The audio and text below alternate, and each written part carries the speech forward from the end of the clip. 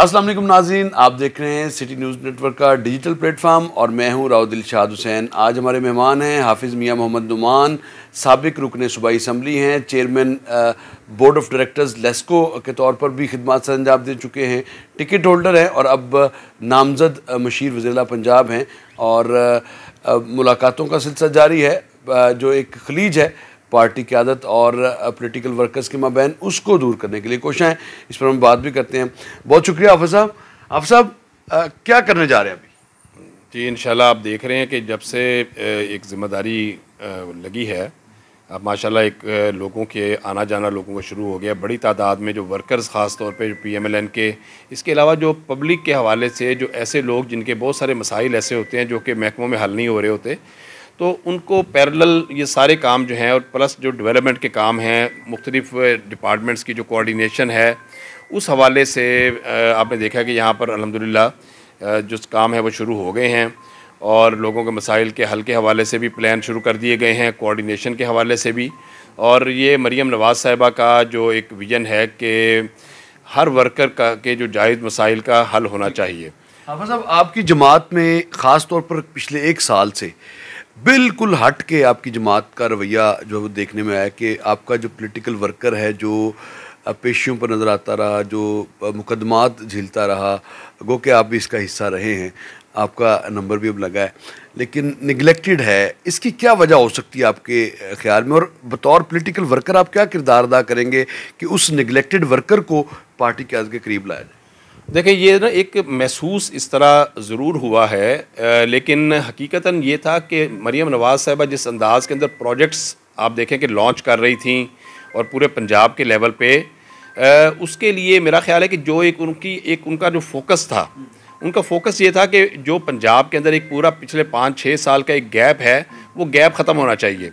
और जो प्रोजेक्ट्स जो कि ऑन गोइंग प्रोजेक्ट बिल्कुल नहीं हो रहे थे, डेवलपमेंट के काम नहीं हो रहे थे, एजुकेशन में, हेल्थ में, इंफ्रास्ट्रक्चर डेवलपमेंट में, ट्रांसपोर्ट में, जो मुख्तलिफ, तो उनका मेन फोकस उनका यहाँ पर रहा है। और उस हवाले से जो भी पब्लिक के काम हैं वो एक ख़ास एक ऑटोमेटिक तरीके से होते रहे हैं।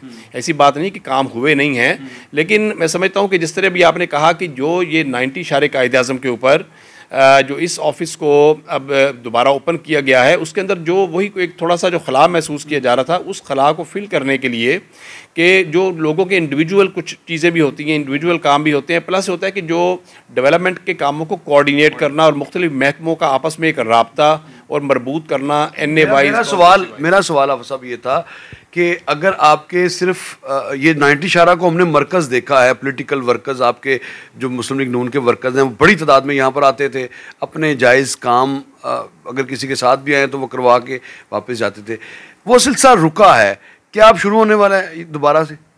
देखें, बिल्कुल काम काम तो करने होते हैं सरकारी महकमों ने। राव साहब, आपको पता है कि जो अब हमारे सरकारी महकमों में अगर कोई डेफिशिएंसी है और लोग जाते हैं अपने मसाइल लेके और उनके जायज़ कामों को डिले होता है, तो अल्टीमेटली लोग फिर हमारी तरफ रजू करते हैं, कोई MNAs के पास जाते हैं, MPAs के पास जाते हैं, चेयरमैन हमारे काउंसलर्स के पास जाते हैं, जनाब कि हमारा मसला हल करवा दें, हमें फैसिलिटेट कर दें।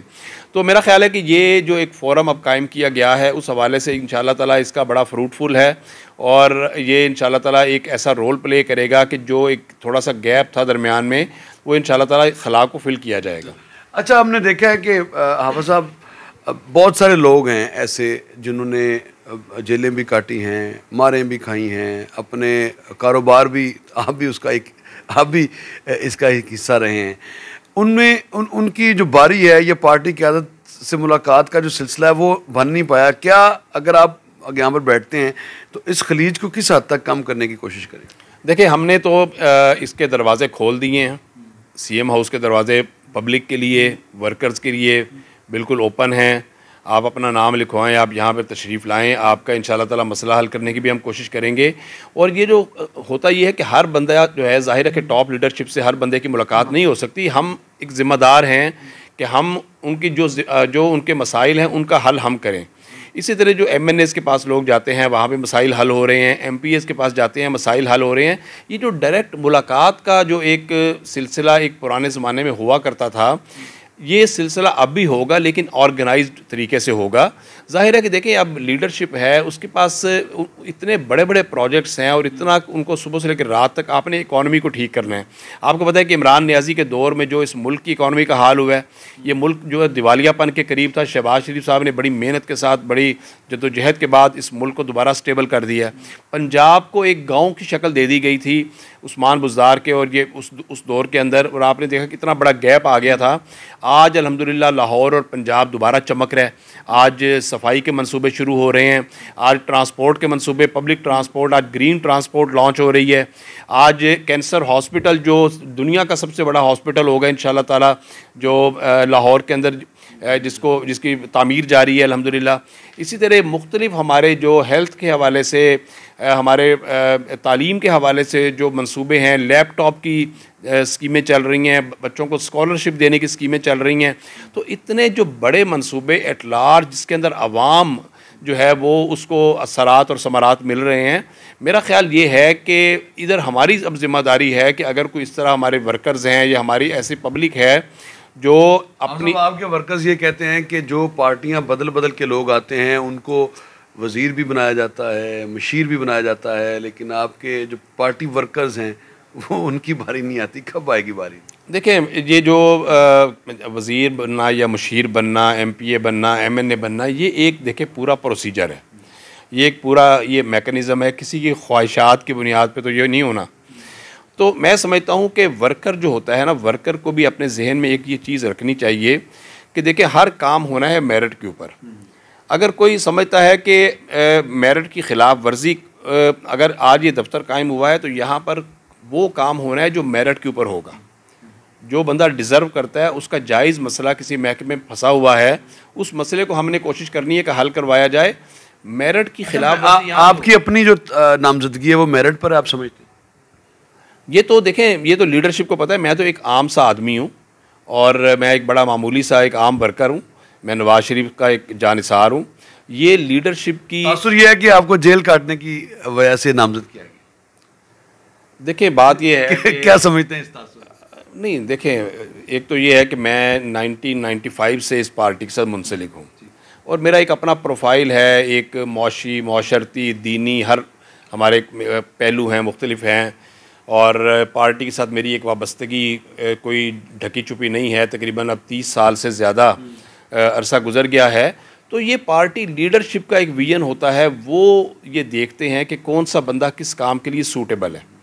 तो जो ज़िम्मेदारी वो लगाते हैं बड़ी सोच समझ के लगाते हैं और हमारी ज़िम्मेदारी है कि हम जो ज़िम्मेदारी वो लगाएं हम उसका हक़ अदा करें। अच्छा हाफ़िज़ साहब, आगे बल्दियाती इंतख़ाबात आ रहे हैं, कहीं मेयर लाहौर की दौड़ में तो नहीं शामिल होने जा रहे? देखें, ये बल्दियाती इंतख़ाबात मैं तो कहता हूँ कि ज़रूर आने चाहिए और हम तो रिकमेंड करेंगे कि हमारा अगर लोकल बॉडीज़ का सेटअप बन जाएगा तो ये जो लोगों की जो अभी आप बात कर रहे हैं कि वर्कर्स की शिकायत और पब्लिक की जो शिकायत, ये 90% इसी वजह से है कि लोकल बॉडीज़ का सिस्टम काम नहीं कर रहा।